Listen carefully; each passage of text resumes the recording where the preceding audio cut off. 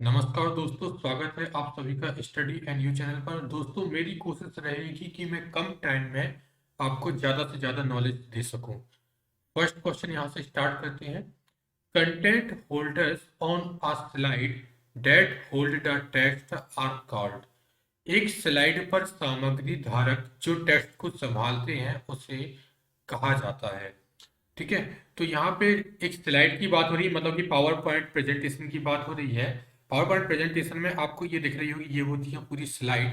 और जैसे ही आप पावर पॉइंट खोलते हैं, ओपन करते हैं, तो आपके सामने इस टाइप की स्लाइड दिखती है। उस पर ऑलरेडी ये बॉक्स बने होते हैं। ठीक है। यहाँ पे आप अपना कंटेंट टाइप कर सकते हैं। ये जो ऑलरेडी जो बॉक्स बने होते हैं ना, इसी के बारे में पूछा कि इन बॉक्स को क्या कहा जाता है। तो इन बॉक्स को कहा जाता है प्लेस होल्डर्स। तो इस क्वेश्चन का सही आंसर है प्लेस होल्डर्स। ठीक है।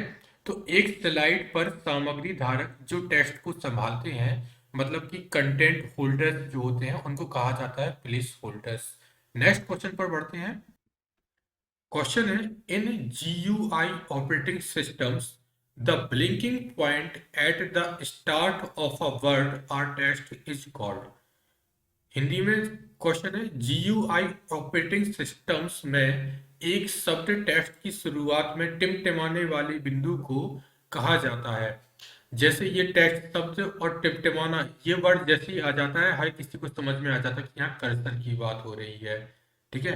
होता क्या है, सबसे पहले तो GUI ऑपरेटिंग सिस्टम क्या होती है? Graphical user interface operating system. जैसे कि विंडोज 7, विंडोज 10, विंडोज 98, मतलब कि विंडो ऑपरेटिंग सिस्टम हो गया, एंड्रॉयड ऑपरेटिंग सिस्टम हो गया, सिम्बोसिस हो गया, और आपका टिज़न हो गया, और एप्पल का iOS हो गया। ये सब क्या है? Graphical user interface operating systems हैं। तो क्या होता है, जब भी जैसे कि यहाँ पे हम MS वर्ड आपके सामने खुला हुआ है, इसमें आपको ये चीज दिखती है। जब भी आप टाइप कर रहे होते हैं ना, तो जैसे जैसे टाइप करते जाते हैं, ये ऐसे शिफ्ट होती जाती है और ये ब्लिंक होती है, ये टिमटिमाती है। इसको क्या बोलते हैं? इसको कर्सर बोलते हैं। तो बहुत आसान सा क्वेश्चन है ये, इसका आंसर जनरली सबको मालूम होता है। लेकिन एक चीज है, कर्सर और पॉइंटर के बीच में डिफरेंस होता है।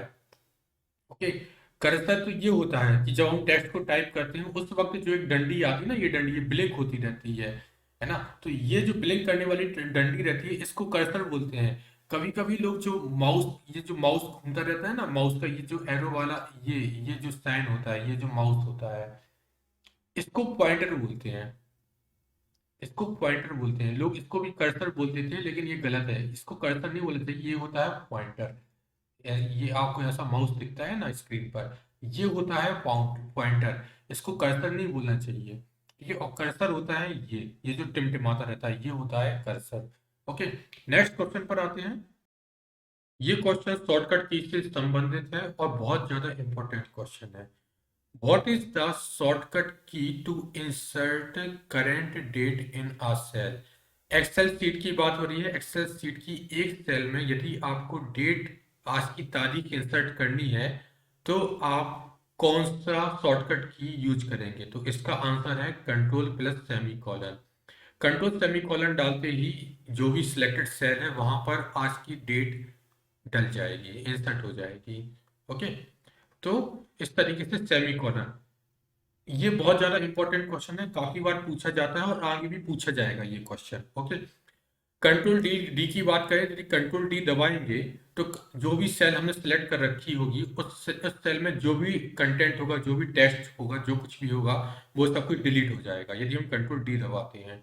यदि हम कंट्रोल प्लस दबाते हैं, तो एक छोटा सा इंसर्ट मेनू वहीं पे स्क्रीन पे जाके खुल जाएगा। एक छोटा सा इंसर्ट मेनू होता है, उसमें कुछ ऑप्शंस होते रहते हैं। तो ऐसा इंसर्ट मेनू ओपन हो जाता है कंट्रोल प्लस प्लस दबाने से। यदि हम कंट्रोल टी की बात करें, तो जब कंट्रोल टी हम जैसे ही दबाते हैं, तो उससे हमारी एक्सेल सीट में एक टेबल जनरेट हो जाती है। ओके। मतलब टेबल क्रिएट करने के लिए कंट्रोल टी रहता है शॉर्टकट की। तो ये सारी की सारी शॉर्टकट कीज हैं, आप इन्हें नोट डाउन कर लीजिए जैसा जैसा मैंने बताया है। नेक्स्ट क्वेश्चन की ओर चलते हैं हम। एक बार फिर से क्वेश्चन है शॉर्टकट की से संबंधित। क्वेश्चन है, keyboard shortcut to switch between the open items is. खोले हुए आइटम के बीच अदल बदल करने के लिए कीबोर्ड का शॉर्टकट है? तो इसका आंसर है Alt प्लस टैब। अब चलिए हम इस क्वेश्चन को समझते हैं कि इस क्वेश्चन में पूछ क्या रहा है। देखिए, मान लीजिए आप कंप्यूटर पर काम कर रहे हैं। आप कंप्यूटर पर काम कर रहे हैं। आपने कंप्यूटर पे काम करते करते आपने कम से कम 4-5 प्रोग्राम ओपन करके रखे हुए हैं। जैसे कि आपने एक फोल्डर भी खोल के रखा हुआ है, आपने गूगल क्रोम भी खोल के रखा हुआ है, एक और कोई सॉफ्टवेयर खोल के रखा हुआ है आपने, ठीक है, और आपने सेटिंग पर भी खोल के रखी हुई है आपने। ओके, अब आप मान लीजिए आप सेटिंग पर काम कर रहे हैं, इस प्रोग्राम पर काम कर रहे हैं, आपकी सेटिंग वाली विंडो ओपन है और आपको गूगल क्रोम पर जाना है। तो कैसे जाएंगे? तो ऐसे ही सेटिंग से गूगल क्रोम पर जाने के लिए आप शॉर्टकट की यूज करेंगे Alt प्लस टैब। ओके, आप यही शॉर्टकट कीज ओपन करेंगे। जैसे ही आप Alt और टैब दबाएंगे तो आपकी ये जो सिलेक्शन विंडो है ना, ये जो सिलेक्शन, ये स्क्वायर है, ये यहाँ से स्क्रॉल होना शुरू करेगा। जैसे ही आप गूगल क्रोम पर आएगा, आप छोड़ देना Alt प्लस टैब और आपका गूगल क्रोम सामने जाके ओपन हो जाएगा। ओके, तो ऐसे जब आप मल्टीपल प्रोग्राम्स आपने खोले हुए रहते हैं अपने कंप्यूटर स्क्रीन पर और आपको एक प्रोग्राम से दूसरे प्रोग्राम में स्विच करना है, तो उसके लिए शॉर्टकट की यूज होती है Alt प्लस टैब। ओके, अब नेक्स्ट क्वेश्चन पर आते हैं। तो नेक्स्ट क्वेश्चन है, काफी इजी है। A device that connects to a network without the use of any cables is called. बिना किसी केबल का उपयोग किए हुए एक डिवाइस को किसी नेटवर्क से जोड़ने को कहा जाता है। बहुत आसान है, वायरलेस। वायरलेस तरीके से हम किसी भी डिवाइस को बिना किसी केबल से कनेक्ट किए हुए ही नेटवर्क से जोड़ सकते हैं। ओके, नेक्स्ट क्वेश्चन पर आते हैं। क्वेश्चन है, इन MS ऑफिस 2007। अब आजकल क्वेश्चन 2010 से आने लगे हैं। MS ऑफिस 2010, ठीक है, MS ऑफिस 2007 से क्वेश्चन कम ही बनते हैं। ये पुराना पेपर है, तो यहाँ पे क्वेश्चन 2007 से है। इन MS office 2007 clipboard option is present under menu. MS office 2007 में क्लिपबोर्ड का विकल्प खाली स्थान मेनू में मौजूद होता है। तो किस मेनू में मौजूद होता है? होम। देखिए, ये जो MS ऑफिस का, ये मान लीजिए MS एक्सेल सीट खुली हुई है और आप कुछ भी खोलेंगे ना MS ऑफिस की, आप कोई भी एप्लीकेशन खोलेंगे, चाहे आप वर्ड खोलें, चाहे आप पावर पॉइंट खोलें, चाहे आउटलुक खोलें, चाहे कुछ भी खोलें आप, तो वहां पे आपको जो क्लिप बोर्ड है, ये जो क्लिप बोर्ड का जो ऑप्शन है, यह हमेशा होम मेनू में ही नजर आएगा। ये देखिए, ये होम मेनू है। ये होम मेनू के अंतर्गत क्लिप बोर्ड का, ये पूरा क्लिप बोर्ड का विकल्प आपके सामने दिया हुआ है। ठीक है, तो इस क्वेश्चन का आंसर है होम मेनू। क्लिपबोर्ड का विकल्प होम मेनू में मौजूद होता है। नेक्स्ट क्वेश्चन पर आते हैं। क्वेश्चन है यहाँ पर, new comment option is found under menu inside MS office 2007।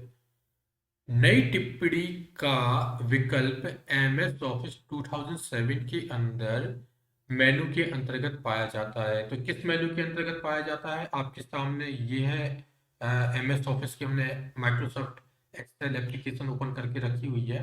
तो इसमें रिव्यू मेनू के अंदर आप देखेंगे, रिव्यू मेनू के अंदर आपको न्यू कमेंट का विकल्प मिलेगा।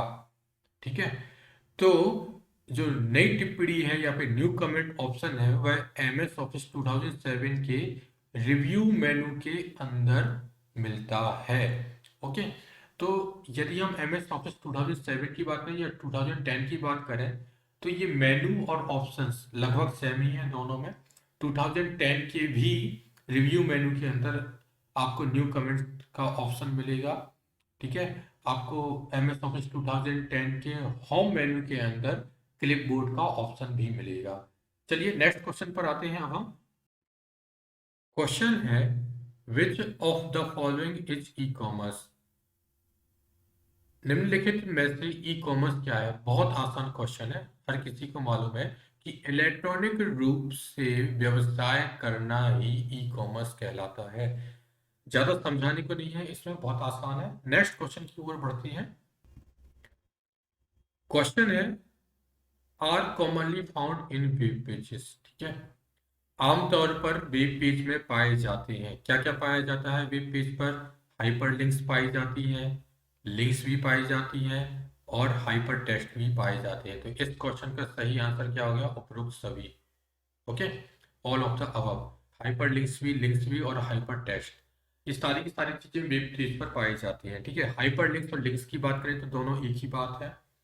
और हाइपर टेक्स्ट की बात करें तो हाइपर टेक्स्ट क्या होता है, हाइपर लिंक्स क्या होता है, इन दोनों में के बीच अंतर समझना बहुत जरूरी है। ठीक है, आपको हाइपर लिंक्स और हाइपर टेक्स्ट में अंतर मालूम होना चाहिए। सबसे पहले हाइपर लिंक क्या होती है?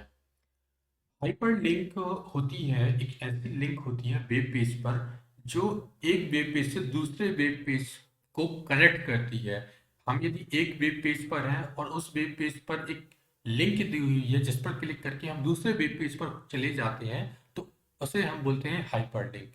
ठीक है, अब यदि हाइपर लिंक, कोई हाइपर लिंक है, मान लीजिए कोई भी हाइपर लिंक है, abc.com, ये एक हाइपर लिंक है किसी वेब पेज पर। ठीक है, अब ये देखिए, ये पूरी की पूरी हाइपर लिंक है, इसमें पूरे के पूरे टेक्स्ट दिए हुए हैं ना, ये पूरी के पूरी टेक्स्ट है, abc.com, ये सब के सब टेक्स्ट है। तो इन टेक्स्ट को बोलेंगे हाइपर टेक्स्ट। ओके, और कभी कभी जरूरी नहीं है हाइपर लिंक आपको हमेशा टेक्स्ट फॉर्मेट में ही मिले। कभी कभी कोई, आपने देखा होगा वेब पेज पर कोई इमेज है, उस इमेज पर आप जैसे ही क्लिक करेंगे आप दूसरे वेब पेज पर चले जाएंगे, तो वो इमेज भी फिर क्या कहलाई? हाइपर लिंक कहलाई। मान लीजिए आपको कुछ सिंबल दिख रहा है यहाँ पे, मान लीजिए आपको ऐसा कोई प्लस सिंबल दिख रहा है, आप इस प्लस सिंबल पर क्लिक करते हैं और आप दूसरे वेब पेज पर पहुंच जाते हैं। तो ये भी आपका क्या क्या कहलाया? ये सिंबल भी आपका एक हाइपर लिंक कहलाया। ठीक है, तो यहाँ पे हाइपर लिंक और हाइपर टेक्स्ट में यही अंतर है। हाइपर लिंक है वह किसी भी तरीके की हो सकती है, वह एक इमेज के फॉर्मेट में भी हो सकती है, वह सिंपल टेक्स्ट के फॉर्मेट में भी हो सकती है, वह किसी सिंबल के फॉर्मेट में भी हो सकती है। ओके, लेकिन जो हाइपर टेक्स्ट होता है वह सिर्फ और सिर्फ टेक्स्ट के फॉर्मेट में ही रहता है। तो ये डिफरेंस होता है हाइपरलिंक और हाइपर टेक्स्ट में। आशा करता हूँ आपको समझ में आ गया होगा। ओके, नेक्स्ट क्वेश्चन की ओर बढ़ते हैं अब हम। क्वेश्चन है, in DOS the dir command used to. DOS में dir कमांड के लिए इस्तेमाल किया जाता है। किसके लिए इस्तेमाल होती है dir कमांड? सबसे पहले तो डॉस क्या होता है? डॉस क्या है? डॉस एक ऑपरेटिंग सिस्टम है। डॉस का फुल फॉर्म होता है डिस्क ऑपरेटिंग सिस्टम। और यहाँ पे डी आई आर की बात करें तो डायरेक्टरी के लिए बोला जाता है dir। ओके, डायरेक्टरी के लिए बोला जाता है dir, शॉर्ट फॉर्म डायरेक्टरी का dir है, dir कमांड होती है। तो डॉस में ये dir कमांड का इस्तेमाल क्या होता है? तो डॉस में dir कमांड का इस्तेमाल होता है to display list of files and subdirectories, फाइलों की सूची और उपनिर्देशिका को प्रदर्शित करने। अब डायरेक्टरी होती क्या है, सबसे पहले मैं आपको ये समझा दूं। देखिए, डॉस होता है, डॉस एक ग्राफिकल यूजर इंटरफेस वाला ऑपरेटिंग सिस्टम नहीं है। जैसा हमारा विंडो है, विंडो हमारा एक ग्राफिकल यूजर इंटरफेस वाला ऑपरेटिंग सिस्टम है। यहाँ पे हमें सब चीज़ें सामने दिखाई देती हैं। हमें कोई भी चीज़ ओपन करना है तो हम अपना पॉइंटर उस आइकन पे ले जाते हैं, वहाँ क्लिक करते हैं और वो प्रोग्राम ओपन हो जाता है। लेकिन डिस्क ऑपरेटिंग सिस्टम में ऐसा नहीं होता, वहाँ हमें टाइप करके कमांड देनी होती है।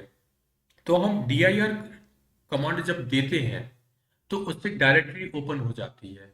डायरेक्टरी मतलब क्या है? जैसे कि हमारे जो विंडो ऑपरेटिंग सिस्टम है, इसमें फोल्डर होते हैं, जैसे फोल्डर के अंदर फाइल्स होती हैं, ऐसे ही डॉस में डायरेक्टरी होती है। डॉस में डायरेक्टरी, जैसे कि विंडो में फोल्डर होते हैं, ऐसी डॉस में डायरेक्टरी होती है। तो डायरेक्टरी के अंदर फाइल्स होती हैं। ओके, तो कोई भी डायरेक्टरी खोलनी हो तो उसके लिए डॉस में dir कमांड दी जाती है। और dir कमांड का इस्तेमाल बस वही है, फिर जैसे डायरेक्टरी ओपन होगी, डायरेक्टरी के अंदर जो भी फाइलों की सूची है और जो भी सब डायरेक्टरीज हैं वो सब सामने आके डिस्प्ले हो जाएंगी।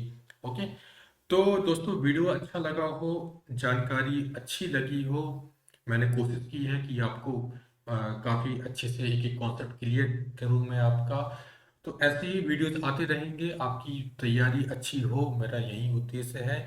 तो वीडियो अच्छा लगा है तो लाइक कीजिए, और कोई आपका सुझाव है तो सजेशन दीजिए। बाकी चैनल को सब्सक्राइब कीजिए। धन्यवाद। जय हिंद।